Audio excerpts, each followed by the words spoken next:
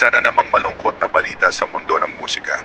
Ang lead vocalist at founding member ng rock band na Three Doors Down, si Brad Arnold, ay pumanaw na sa edad na 47.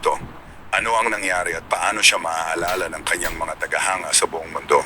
Sa video na ito aalamin natin ang buong detalye at ang iniwang pamana ng kanyang musika. Noong inanunsyo ang pagpanaw ni Brad Arnold, ang lead vocalist at founding member ng rock band na Three Doors Down, tila huminto ang mundo ng maraming tagahanga ng alternative rock. Para sa ilan, isa lamang itong balita ng pagpanaw ng isang sikat na musikero. Ngunit para sa milyon-milyong nakalakbay ang buhay kasabay ng kanyang mga kanta. Kryptonite, Here Without You, When I'm Gone, ito ay isang personal na pagkawala. Ang kanyang tinig ay naging kasama sa lungkot, pag-asa, galit at katahimikan ng maraming henerasyon.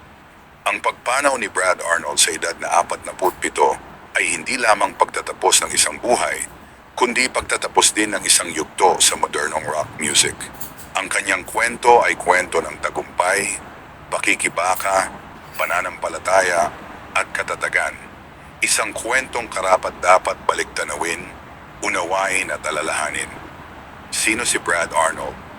Si Bradley Kirk Arnold ay isinilang noong Setyembre 27, 1978 sa Escatawpa, Mississippi, USSA. Bata pa lamang ay nahilig na siya sa musika, kasama ang kanyang mga kaibigang sina Matt Roberts, Todd Harrell at Chris Henderson. Binuo nila ang bandang magiging kilala sa buong mundo bilang Three Doors Down. Hindi agad lead singer si Brad. Sa simula, drummer siya ng banda. Ngunit nang mapansin ng grupo ang lakas at emosyon ng kanyang boses, nagpasya silang siya ang maging frontman, isang desisyong magbabago sa takbo ng kanilang buhay. Pag-angat ng Three Doors Down. Noong taong 2000 sumabog sa radyo ang kantang Kryptonite. Isang demo lamang ito na na-air sa lokal na istasyon, ngunit mabilis itong kumalat hanggang sa marinig sa buong Estados Unidos at kalaunan sa buong mundo. Ang kanta ay umakyat sa Billboard charts at naging simbolo ng bagong tunog ng alternative rock noong early 2000s. Kasunod nito ang debut album na The Better Life na naging multi-platinum. Sa gitna ng tagumpay, si Brad Arnold ang naging mukha at tinig ng banda. May boses na puno ng emosyon, tila pagod ngunit totoo, malakas ngunit marupok. Musika bilang salamin ng emosyon. Ang mga kanta ni Brad Arnold ay hindi komplikado sa technical na aspeto, ngunit malalim sa emosyon. Hindi siya umaawit para magpasikat, umaawit siya para magkwento. Here Without You, awit ng distansya at pananabik. When I'm Gone, awit ng pagkawala at takot na makalimutan. Away from the Sun, awit ng depresyon at pagkaligaw. Maraming tagahanga ang nagsabing ang musika ng Three Doors Down ang tumulong sa kanila sa mga panahong sila ay nag-iisa, broken o nawawalan ng direksyon. Sa ganitong paraan, Brad Arnold ay naging higit pa sa musikero. Naging kasama siya sa emosyonal na paglalakbay ng marami. Mga personal na pakikibaka. Sa kabila ng tagumpay, hindi naging madali ang personal na buhay ni Brad Arnold. Inamin niya sa mga panayam na dumaan siya sa bisyo, partikular sa alak, at sa mga panahong nakaramdam siya ng kawalan ng direksyon kahit nasa rurok ng kasikatan. Kalaunan, naging bukas siya tungkol sa kanyang pananampalataya at kung paano ito tumulong sa kanya upang makabangon. Para kay Brad, ang musika ay hindi na lamang libangan o hanap buhay. Isa na itong misyon at paraan ng pagpapahayag ng pananampalataya at pag-asa. Ang diagnosis, Stage 4 kidney cancer.